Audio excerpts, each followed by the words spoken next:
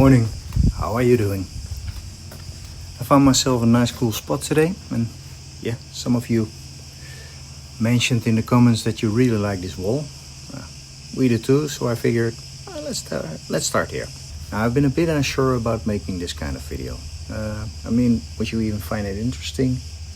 I don't know if you. We don't have much on YouTube yet, so it's hard to tell what you like and what not. Of course, we should just make what we like, and we will, but it also makes sense to think a little about what you enjoy watching, right? So, here we go. Today's video is about the 5 biggest problems we run into since moving here. Nothing dramatic, just the things we underestimated. And yes, number 1 caught me off guard the most. Starting a garden in Crete was always a dream, but with this climate and with my own mistakes, it also makes a daily challenge. But don't worry, this isn't a complaining about the heat and bugs kind of video. We love living here, and honestly, we're learning so much. I love it. I just want to show you what challenges you might face in a Mediterranean garden, what the impact is, and of course, I'll make sure that there are plenty of flowers, colors, and blue skies along the way to keep it visually pleasing. So, alright, let's start with number 5. No surprise there, the heat. Obviously, Crete gets a lot of sun. It's classified as a hot summer Mediterranean climate, CSA, which means hot summers, mild winters, just how we like it. Here on the northwest side, we're in hardiness zone 10. I'm not sure if it's A or B, but I guess it's comparable to California's west coast. Down south it even gets into zone 11. And in total we get around 300 days of sunshine a year. Sounds amazing, right? And it is. We love the climate. Spending time outside, feeling the sun, it really gives us energy. Yeah. Most of the time it feels like such a privilege to live here. But there is a flip side. Working in the garden in summer takes planning. You can't just be out here all day. For example, here I am trying to give the yuccas a haircut. And honestly, I don't like working near them anyway, because they step me plenty of times.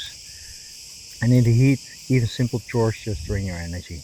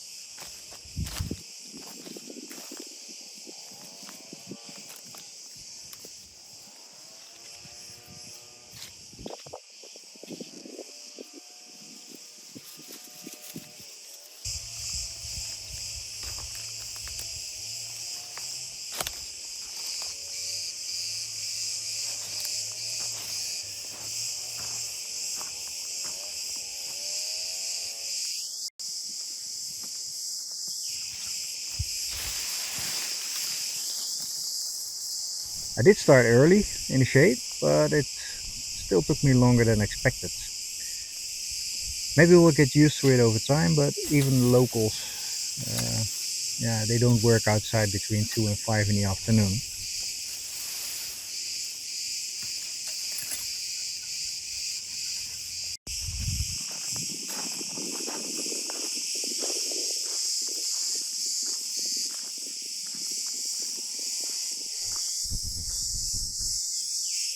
Another thing, the heat dries out any unattended patch of garden super fast. It's not only tough on the plants, but also a fire risk. Everyone here has to keep weeds short and remove dry material, or it gets dangerous.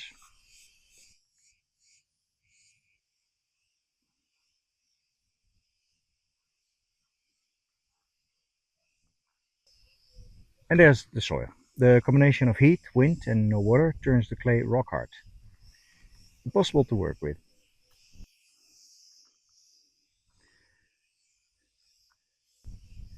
We learned that watering first makes it soft again pretty quickly, so that's what we do now.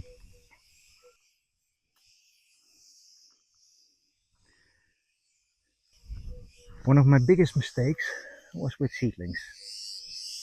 I kept them in a comfy spot where they only get a few hours of sun. And when I planted them out, I skipped the hardening process because back in the Netherlands, I always thought about plants needing to get used to the cold. Here I forgot they also need to get used to the heat and the sun.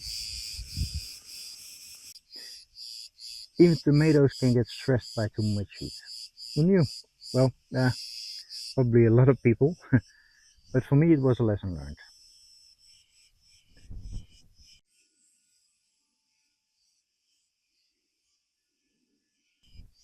To help the plants cope, we tried shade cloth, but I'm not a fan of the look and it catches a lot of wind, but it does help. Over time we're finding better ways, and honestly, I should have applied permaculture's first principle from day one: observe and interact. I would have noticed where there was shade, I would have noticed which plants were thriving, but hey, never too late. So now we're using the natural shade of the wall to protect tomatoes. They get half a day shade and a bit of cloth in the evening. So far, they're doing great.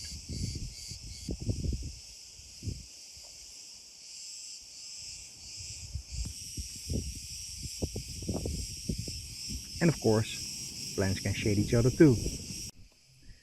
Stronger plants that love the sun can protect more fragile ones.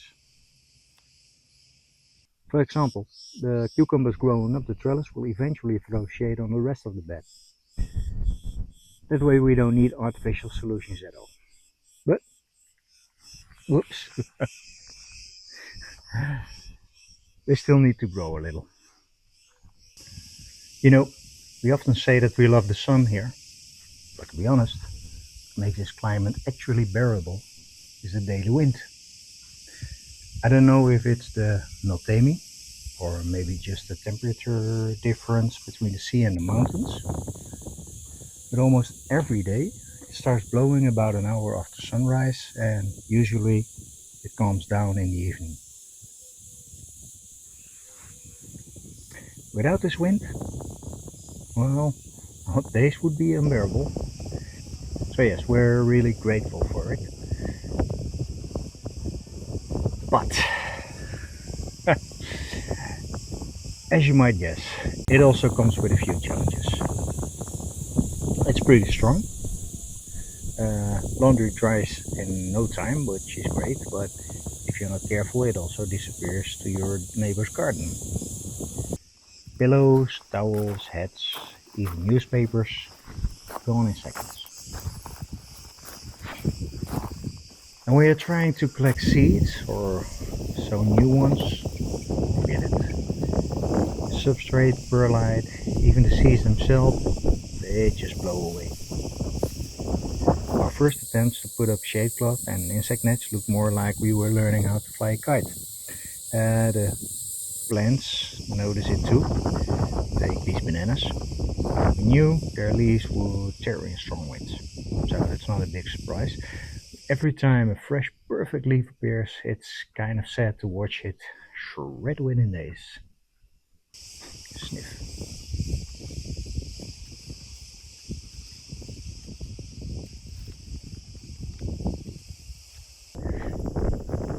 And then there's the soil. The combination of heat and wind dries it out in no time. Bare soil and pots, they sometimes can heat water twice a day, so mulching is a must. We use dried grass clippings and weeds. We try to keep it thin enough so young plants can push through, but not too thin, or the wind just blows it away. I experimented with cardboard shreds, which work, but only if you keep them moist constantly. So, what can you do about it? Sure, you could build screens or plant tall hedges, but for this place we don't want to make that investment.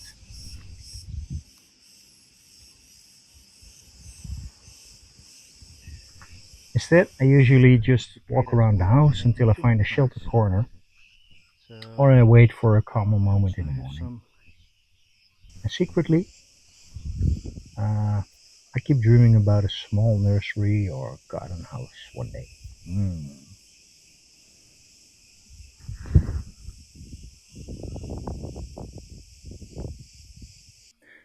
I've mentioned before that water is not something to take for granted here. Crete faces long periods of drought, and especially in summer, the chance of rain are slim to none. That said, we did have a small shower a couple of weeks back, about 2 millimeters here. Just one village down the road, it was pouring so hard there were floods, but here we just got a few drops.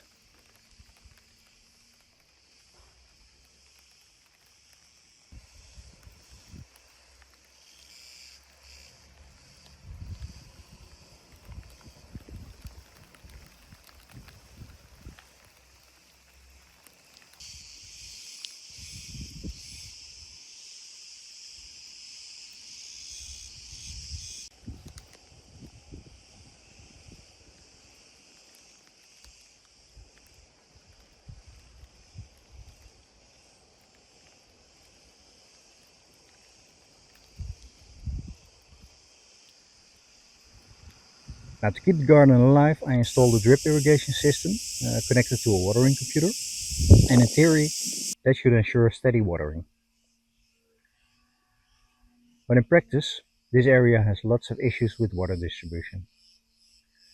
Some days there's no water at all, other days the pressure is too low, and sometimes ah, it's way higher than I calculated the lines for. It's always a gamble how much the plants are actually getting. Now, we knew drought would be a part of life here, and we were prepared for that. What we didn't know until after renting this house is that this particular area struggles with serious water problems. Failing pumps, leaking pipes, you name it. We do have a 1,000 liter water tank, but since it only works on gravity, the pressure is very low. Uh, yeah, actually too low for the drip system to When there's function enough properly. pressure, it will go up, When the main water supply drops, the tank and the takes tank over, will and when it request comes back, the water. tank refills with a simple floater. No pumps involved. So, low pressure. Because the tank sits a little lower than the second floor, uh, well, pressure upstairs is almost zero. The downstairs bathroom just about fills the toilets, but the shower is useless. More than once, we ended up showering outside with a watering can, which was kind of romantic. Of course, we keep plenty of bottled water in stock for drinking, but my main concern is always the garden. So we try to keep drip lines as close to the plants as possible and avoid bare spots. I see drip irrigation as the bare minimum, and I water extra by hand on other days for the more thirsty crops like tomatoes, cucumbers, peppers. And as I mentioned before, every bit of soil is mulched to reduce evaporation as much as possible.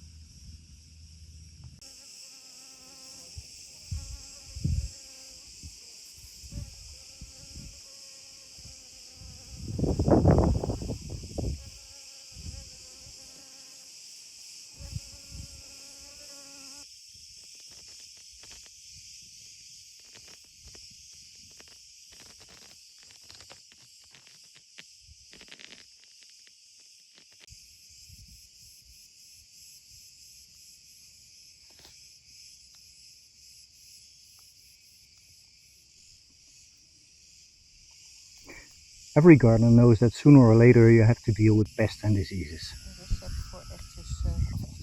In my Dutch garden, I mostly struggled with aphids and slugs, thanks to the climate there. Here in Crete, I prepared for different challenges, but I didn't expect grasshoppers and locusts to be such a problem. In Dutch, we don't even distinguish between the two, so forgive me if I mix them up. A few weeks back, we saw tiny baby grasshoppers, freshly hatched and kind of cute, and we thought nothing of it, until we returned from a stay in the Netherlands.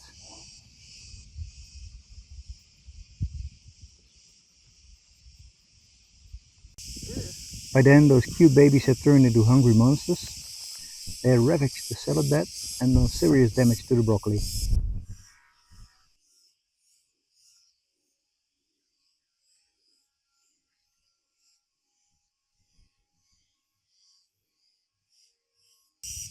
I was also familiar with green stink bugs back in the Netherlands, but they never caused much trouble.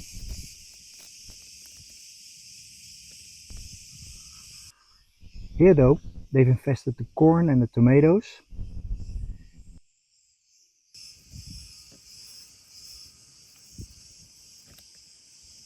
And then came their cousins, black and orange, I believe they're called harlequin bugs, who quickly discovered our brassicas and radishes. Now I have to handpick them almost daily.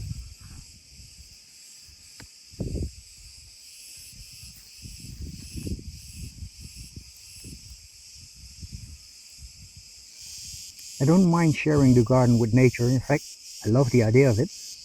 But I had hoped the deal was that nature takes 10, maybe 20%, not that we get the 20% share.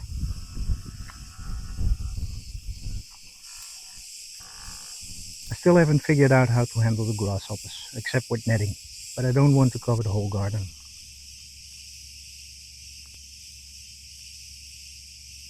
We don't spray, and although I keep neem oil as a last resort, I haven't used it yet. I don't want to harm the beneficial insects. And there are so many of them. Bees and butterflies enjoy the flowers, and even the occasional caterpillar is fine.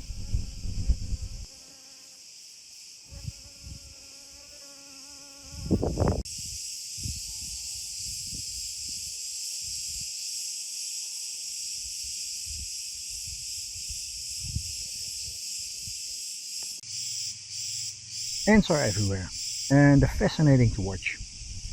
Like here, when they carried off a dead cicada from my terrace.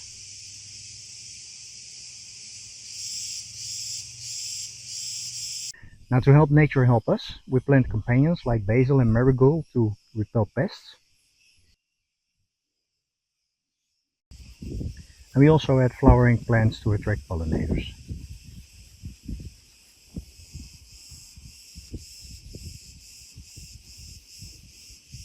For insects that aren't discouraged, we plant sacrificial crops, radish and nasturtium.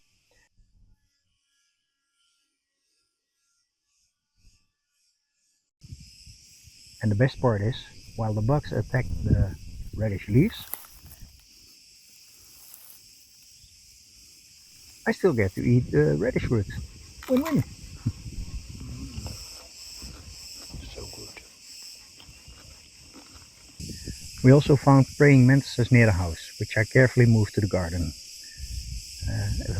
If I'm correct, they really eat a lot of bugs.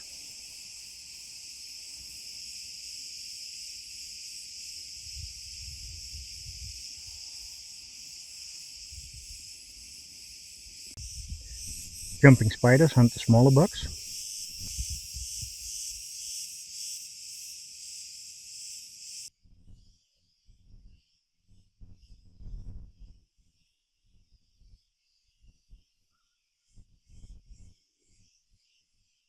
Here's one of my guards.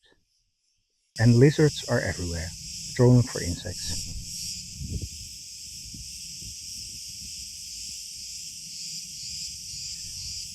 For a while I wasn't sure what some of these other insects were, like these, but I believe they are called assassin bugs, natural hunters that prey on other insects. And even wasps, although they can be annoying, are still welcome here. This time of year they're hunting protein, which means go wasps.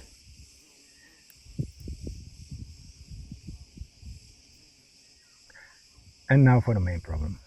And I think you already guessed it. That's me. This whole journey really held up a mirror. We prepared for so long, reading stories from others, gathering as much information on gardening in a hot climate as we could. They even made a rough sketch of what we were going to plant and how and where. But right from the start, I started to deviate from that plan. And of course, it's fine to adapt to circumstances. You need to pivot when things don't work out as expected. But I got confronted with a few characteristics of myself that eh, honestly surprised me. For one thing, and this might come as a shock, I'm very impatient. Really, people who know me should feel this as a big surprise. When I help others, I'm incredibly patient. I don't mind explaining things dozens of times, changing the way I explain them, just until it clicks. And in my work as a front-end developer, I'm used to adjusting strategies and planning, but I always keep my eye on the main goal, letting it guide me to the best result.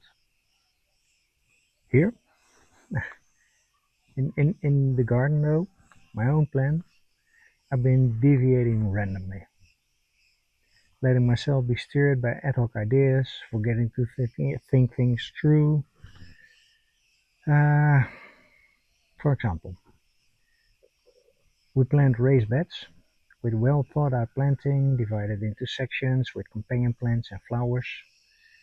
But early on, I decided that filling those raised beds would be quite an investment, so I tried planting directly in the soil instead. The organized groups, one trip to the garden center was enough to tempt me into buying and planting all kinds of different things.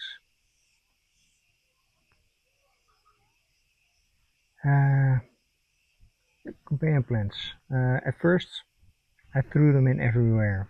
Basil, dill, marigolds, everything together, instead of grouping them, which made it harder to maintain the patches. But slowly I'm finding my way back to the original plan.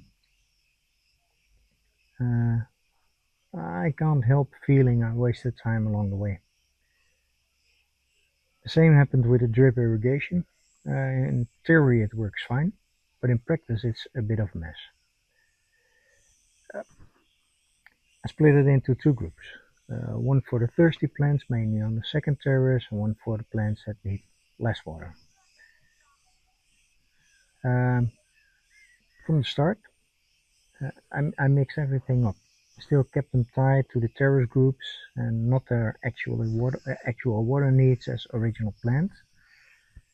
And to be honest, I still don't know how to fix it, other than uh, disassembling everything and start over. But I'm not feeling like it. Another thing I didn't expect, the constant failures in the beginning really hit me hard, and I'm used to getting over that feeling fast, and it stayed for a very long time. And it's partly because of my own mistakes, partly because of things I could have foreseen, but still. Filming and editing slowed me down more than expected. Recording everything took the pace out of the work, and then not finding the right images for the narrative frustrated me a lot. And of course, some of you know, losing my dad in June had a big impact too.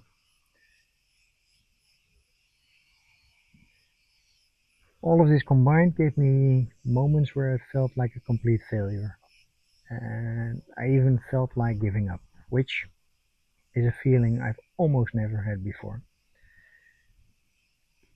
Slowly I found my way back. I focused on what I love most, learning by doing, both in the garden and with the videos. My head is still overflowing with ideas and things I want to try, but I feel more in control now. Better able to filter out what's worth the time and what might just be a distraction.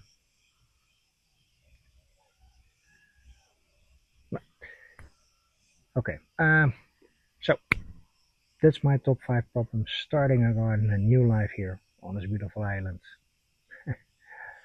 Make no mistakes, we love it here. I feel so much more energy now. Being outside, being physically active, it's such a mental boost. And I'm sure we'll work through these issues and the new ones that will, well, definitely come our way. So, for now, thanks for watching, and maybe I'll leave you with a sunset. And I really hope you got something out of it, but please let me know. I'm still wondering if these kind of stories are something you're interested in. And if you haven't already, and it helps the channel, please like this video and subscribe to the channel. Leaves me with nothing more to say than see you next time. Okay, bye bye.